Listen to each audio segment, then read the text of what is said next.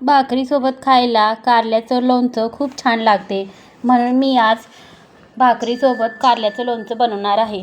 तर मी येथे कारली स्वच्छ धुवून घेतली आहे आणि ती त्यातील बी काढून स्वच्छ कट करून घेतली आहे.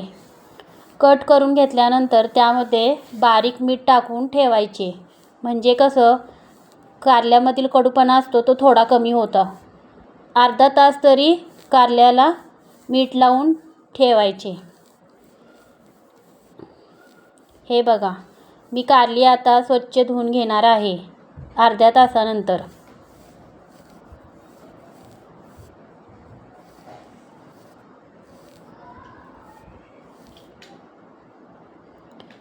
कारले मी आता स्वच्छ पाण्याने धुवून घेणार आहे 2 वेळा.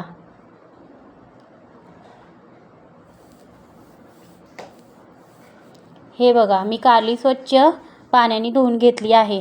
आता ही कारली मी तेलामध्ये भाजून घेणार आहे. तव्यात थोडंसं तेल टाकून त्या तेलामध्ये मी ही कारली एकसारखी खरपूस भाजून घेणार आहे.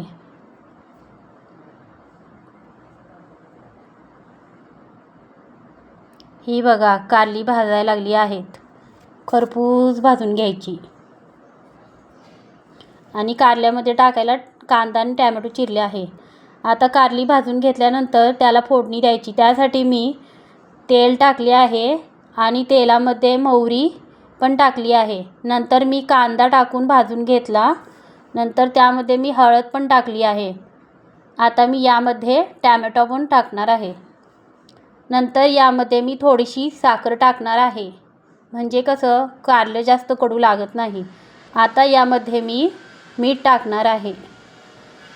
मीठ टाकल्यानंतर भाजून घेतलेले कारले यामध्ये टाकणार आहे.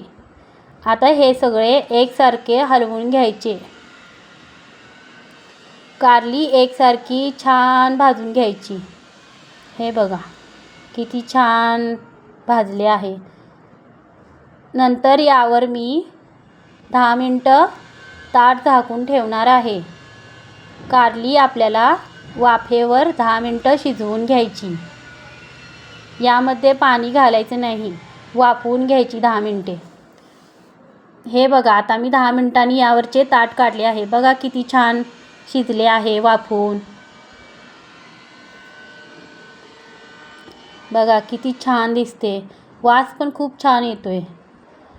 असं कारल्याचं लोणचं भाकरीसोबत जेवताना बनवलं तर खूप छान लागते. हे बघा, आता त्यामध्ये मी थोडीशी कोथिंबीर पण चिरून टाकली आहे. आता हे सगळं एकसारखे छान भाजून घ्यायचे. असं कारल्याचं लोणचं तुम्ही बनवलं तर तुमची लहान मुलेसुद्धा खातील.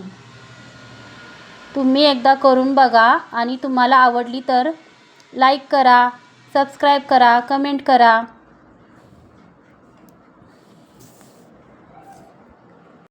आणि चॅनेलला सबस्क्राईब करा.